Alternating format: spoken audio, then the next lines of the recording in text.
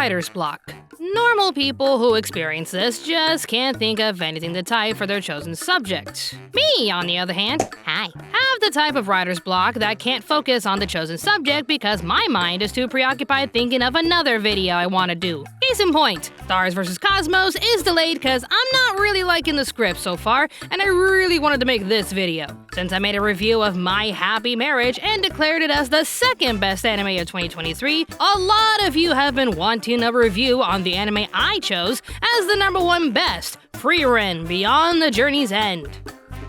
But also the Apothecary Diary fans want a review too. You know what? Let's just do both. A 2-for-1 review covering the other two anime I believe were the best of 2023. You guys wanted to know more about why I believe these two are the best of their year? Well, here you go. Here are my reviews on Apothecary Diaries and Frieren Beyond the Journey's End. The Apothecary Diaries started off as a light novel series back in 2011, written by Natsu Hyuga and illustrations provided by Toko Shino. The story was then given two manga adaptations in 2017 by Square Enix and Shogakukan. Eventually, this then led to its anime adaptation in 2023, animated by OLM Studios and Toho Animation. Well, this is gonna make my usual shtick harder. OLM was the same studio that brought you Sweet Girlfriend, Bullying Girlfriend, and It's Complicated. And Toho seems relatively new, with the Apothecary Diaries being their only big project to work on. And look at that, what a coincidence. The story starts off with our main character, Mao Mao, the adoptive daughter of an apothecary who's highly knowledgeable about plants, herbs, and poisons. Lots and lots of poisons. Look, she concerns everyone around her to the point where they even have the poison hotline on speed dial. It's Mao again, you know what to do. While having a field day admiring herbs in the field, she is suddenly kidnapped and sold into the lowest echelons of the imperial court. Looking out for herself, she decides to stay low and work quietly as a humble chambermaid, never letting anyone know about her knowledge in apothecary. That is until the emperor's baby suddenly becomes sick, making everyone in the court believe there's a curse plaguing the empire. Mao Mao can easily solve this case, but she doesn't want any attention drawn towards her, so she secretly leaves a letter to one of the concubines, and it ultimately saves her baby. But of course, this note doesn't go unnoticed as the court assistant and eunuch, Jinshi. Look, you should know what a eunuch is by now after watching Pirates of the Caribbean. You're not a eunuch, are you? Thank you, Jack. Anyways, Jinshi seeks out Mao Mao in order to reward her and promote her to a lady-in-waiting for the concubine Gyokuyo. From here on out, the Apothecary Diaries carries out as a mystery drama type of series, with Mao Mao using her skills to solve certain problems or treat grave illnesses. For the most part, she is the poison checker for her lady, and she is perfectly fine with this role. Gyokyo, here's a number for the poison hotline if you need it. But yeah, that's just the gist of the series. Mao Mao using her skills to solve problems. So if it is really that simple and straightforward, why is this revered to be one of the best shows of 2023? Honestly, it all boils down to Mao Mao. She is smart, quirky, sarcastic, and a bit weird. That's an understatement. One can say she isn't like most other girls, but when you understand her surroundings and how her society functions, you don't necessarily cheer for her, but rather empathize with her predicament. Why doesn't she want to flaunt her skills and soak up the praise and attention? Because she lives in a dog-eat-dog world that could and would use her. Cosmetics aren't always for making a face more beautiful. It's to prevent being dragged into a back alley. Remember when I said she's smart? It isn't just book or medical smarts. Mao Mao is street smart. Growing up in her district, her father would often care for the ladies residing at the local brothel. Mao Mao would follow her dad there, and the ladies would treat her like a little sister, teaching her many methods on how to look out for herself. They were basically sisterly, motherly figures in her life since her own mother was sadly too sick to take care of her. Taking away everything she's learned, Mao Mao grew up to be a highly intelligent individual stuck within an ignorant society full of crime, lust, and greed, while still abiding to the rules and expectations of her society. She knows her place and where she comes from. She's not here to fight it, but to survive and look out for herself. She's just making the best with what she's got and somehow finds herself in the most unusual circumstances. And it's mostly because the people in the court never really expected such a commoner to be so knowledgeable, dependable, and A bit strange, but still a very interesting person to befriend. Say what you want about Mao Mao being yet another female eccentric who's quirky yet strong, but that's not really the point of the story. We have a street-smart girl found in the middle of a royal court surrounded by paranoid and ill-educated individuals that she feels obligated to help.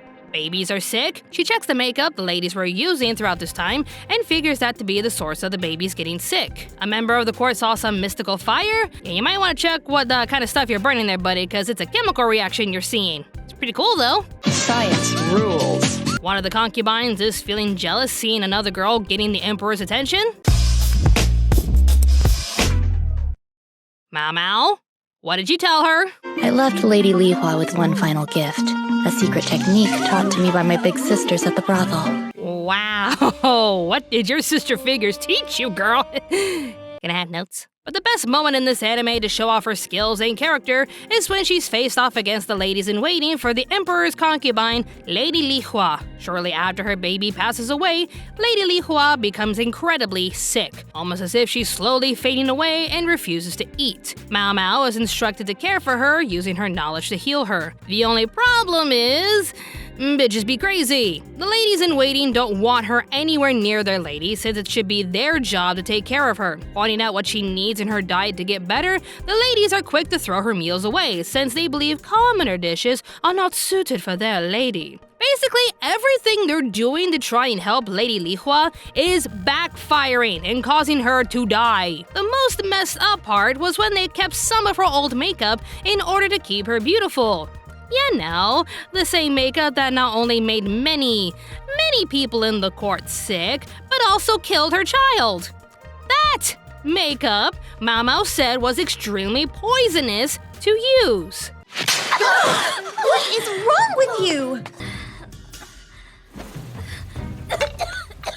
The poison will infect your whole body after a while. On the bright side, you'll leave a beautiful corpse, just like your beloved Lady Li Hua. This was banned for a reason. Or are you too dumb to see that?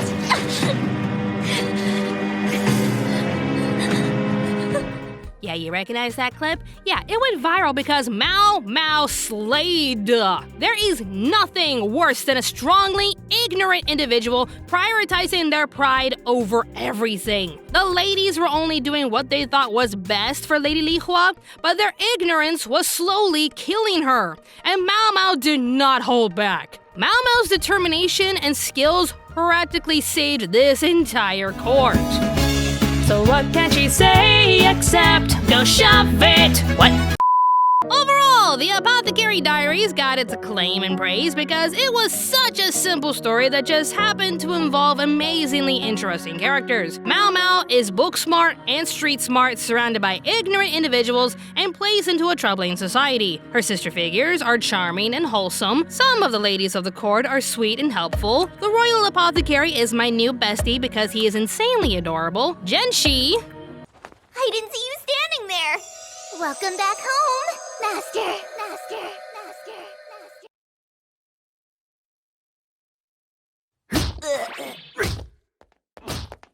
What'd you say to him? I freaking love this man. To sum up Jinshi, he's a mysterious character doing his best to aid the court with whatever they need and will easily use Mao Mao for the Empire's benefit. But he's also incredibly curious about her. He's never really met any girl like her, and I think he genuinely cherishes the friendship he has with her. Whether she feels the same or not. As she hisses at him. He's getting used to it at this point. But yeah, Apothecary Diaries is just an entertaining show full of mystery and drama, and it's all just too interesting to drop. If anything, there should be a brand new category called Spill the Tea Sis for anime, and this will be part of that genre. Oh my god, one of the Emperor's concubines sabotaged her chances with his majesty, so he traded her off to a soldier wanting her hand in marriage after surviving the war? And she may have planned that to begin with because they're childhood sweethearts? Oh my god. Now, pour the tea. Not gonna lie, I loved this episode, and it's one of several reasons why I highly recommend this show. It's got a good story with incredible characters that I know you will love. If you're interested, all 24 episodes are available on Crunchyroll if you have a subscription. As for the voice acting, I like it. Everyone sounds really good for their roles, with the standouts being Emmy Lo as Mao Mao and Kaiji Tang as Jinshi. What else can I say? With beautiful animation, voice acting, and a story I couldn't turn away from, The Apothecary Diaries won its praises from thousands of fans, and I can honestly see why. If you're in the mood for an interesting show with unforgettable characters and tea-pouring drama, you should definitely check out The Apothecary Diaries.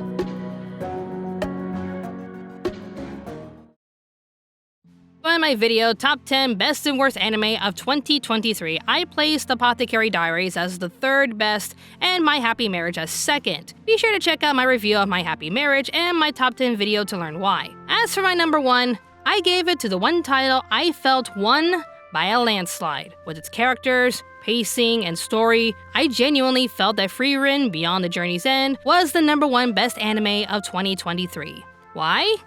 Well, let's just take a look. Frieren Beyond the Journey's End started off as a manga series written by Kanehito Yamada and illustrated by Tsukasa Abe. It was serialized in Shogakukan's Shonen Manga magazine back in April of 2020. An adaptation with 28 episodes was produced and released for the fall 2023 lineup by Studio Madhouse, the same studio that brought you Skull Daddy, Vampire Daddy, and Daddy Why? The story takes place soon after our heroes Himmel, Aizen, Heiter, and Frieren have completed their quest to defeat the Demon King. During the celebration, they notice a meteor shower that usually flies across the sky every 50 years. Frieren swears to them that they can get a better view on a hilltop she knows and promises to meet up with them when the time comes. 50 years from now!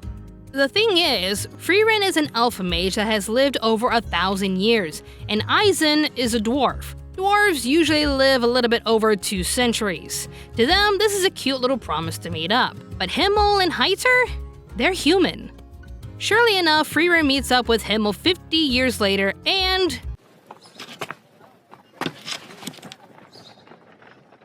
You're near ancient. Frieren! Rude! Funny how you should say respect your elders, but technically she's older than him times 10.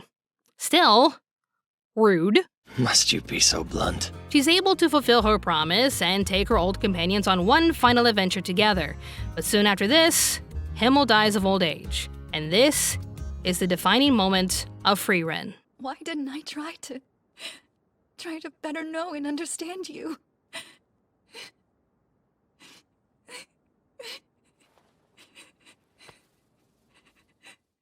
Frieren Beyond the Journey's End is a story of self-discovery and regrets. Frieren's top priority was always to find hidden and rare spells throughout her journey. She was invited to join a 10-year expedition to aid 3 other heroes to defeat the Demon King. She honestly didn't think anything of it. It was just another chance for her to find spells. That's it. But with every new person she meets, and the impact they have towards her and everyone around them, Frieren starts to question herself in some way. Elves usually keep their emotions intact. They look at the practical side of things and don't dwell on emotional value. It's just something she can't even comprehend. But seeing someone so passionate towards life, adventure, and even love, Frieren now embarks on a journey to try and understand the human experience a lot better. Along the way, she finds her friend Heiter yet again, but he seems to be looking after an orphan, Fern. Heiter wants her to do some research that could take roughly up to 5 years, while also teaching his little one to become a mage. An inconvenience at first, but she starts to see the potential Fern has. When Frieren asks her why she wanted to become a strong mage as soon as possible, though... I don't care if it's as a mage or whatever else. Learning some kind of skill to support myself is my way of repaying him. He's the reason I'm here, and I need him to know. I'll be alright when he's gone. And what happened that day? In their world, they say, that Frieren's heart grew 3 sizes that day. Sorry. The magic and influence this story gives, inspiring the viewer to take in everything and to appreciate the little things, doesn't really stop at the beginning. A simple act to clean the beach for a local town turns into a remarkable memory as Fern pushes Frieren to enjoy this breathtaking sunrise. Visiting a restaurant years ago with the promise that their recipes will never change in the future turns out to be an intriguing experience she can share with the new generation. And of course, by far my favorite moment in this entire show, an impossible mission to find a very rare breed of flower turns into an unfulfilled promise coming true. Even as I am talking about this show, I'm not even sure if I could put into words just how inspiring and impactful Frieren truly is. It has its world-building moments with demons trying to overtake a kingdom, and with our ladies forcing themselves to undertake a mage's trial in order to receive permission to keep traveling, but Frieren is a lot more than just an adventure fantasy show. If you ever have a moment in your life where you look back and think to yourself, if only I had time to do this, or I wish I could have gotten to know them better, this anime will speak to you. An emotionless elf with her own priorities now wants to fully understand the human experience. How such trivial things to her can mean the world to humans. How we lose track of time while forgetting to appreciate what's around us. So as you can tell, this story really speaks to me in more ways than one. With its rich story, memorable moments that'll touch your heart, and unforgettable characters. Are you craving something special? Anything is fine. I don't care. Just make it quick. Translation, she cares and she cares a lot. Oh, Stark knows our secret, ladies. Run, they know our secret, go! But if there was one more thing I could say about the show that really impressed me, it's how they handle the show's pacing. Pacing can either make or break a story. If you're going too fast just so you can get to the good parts of your story, there's nothing I can hold on to in order to deliver this anticipated moment. There's nothing for me to understand or absorb if it feels like you just want to get through the boring parts as quickly as possible. Frieren's pacing goes all over the place at times. She promises her friends they'll meet in 50 years and boom, 50 years have passed. Heiter wants Frieren to study a potential way to increase human life, but the research can take up to 5 years. Boom! Research done, Fern is older, Heiter dead. And as we follow Frieren on her journey, we see Fern grow into her late teens and mature as an adult. It just seemed like a few episodes ago she was just a wee little baby. They grow up so fast. But here's the thing with Frieren. This isn't just some awkward pacing in order to keep the story going. We are on Frieren's timeline. Everything is moving fast and getting older around her because this is her reality. This is how she sees reality.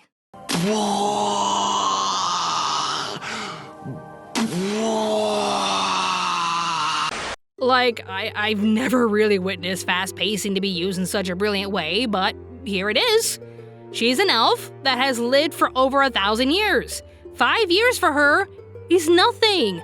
A decade to her is nothing. 5 decades is nothing to her.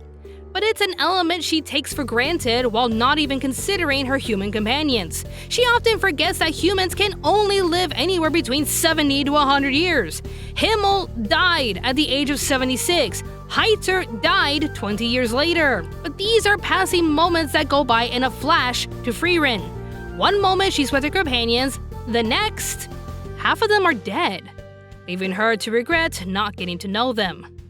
She is told that there is a place where heaven and earth meet, where she can meet up with old friends, yet again, after so many years, and finally ask all sorts of questions. I see. So we'll be following the same route you took to the Demon King's castle on your first journey. That we will. Another brief 10-year adventure. Oh my god, Frieren, sweetie, we've had this talk. I was just 10 years. Girl! You're an elf. They're human. Another adventure with human companions in order to fully understand the human experience. I do believe, however, this time, she will do just that with Fern and Stark by her side.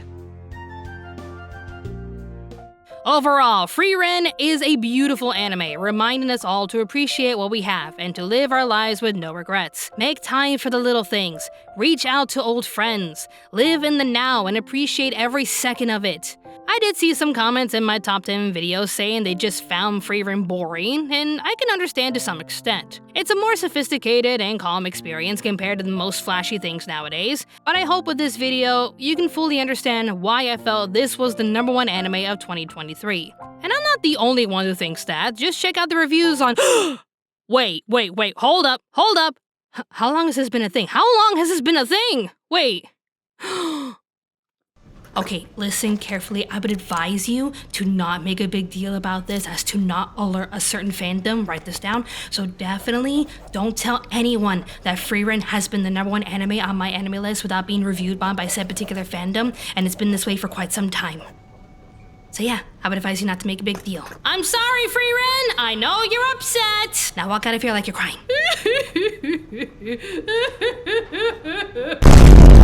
If you're curious and want to experience this yourself, you can watch all 28 episodes on Crunchyroll in both dub and sub. As for the dub, once again, I really like it. All of the actors were spot on for their characters, with my standout choice being Mallory Roddick as Frieren. There's just something so calm, mature, yet playful with her voice, so I think it suits her perfectly. In the end, I honestly wasn't sure what to expect with Frieren, but it's now become one of my favorite shows of all time. It's a beautiful show from beginning to end, and I honestly can't wait to watch more. If you're in the mood for an amazing show full of magic, adventure, and wonder, you should definitely watch the best anime of 2023, Frieren: Beyond the Journey's End.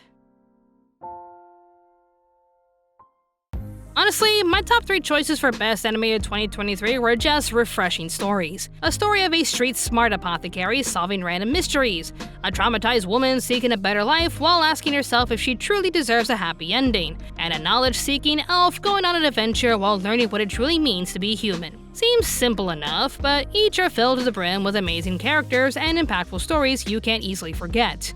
And when you look further into their stories, you start to unravel hidden messages. How to take in everything as a lesson that can help you in the future. How to stand up for yourself and to validate your own worth. How to appreciate everything and everyone around you before it's too late. But these are lessons that are perfectly blended into their stories, allowing you to be absorbed into these worlds while learning new things as you go forward. It's as if Japan still hasn't forgotten the golden rule. Show, don't tell. Which is a sentiment I wish I could say for Western media. What? Am I wrong? Fuck your dad. Every little thing she does is magic. Everything she does just turns me on. All that time it was Shortcut that was poisoned. They were both poisoned. I spent the last few years building up an immunity to iocane powder. Lenya!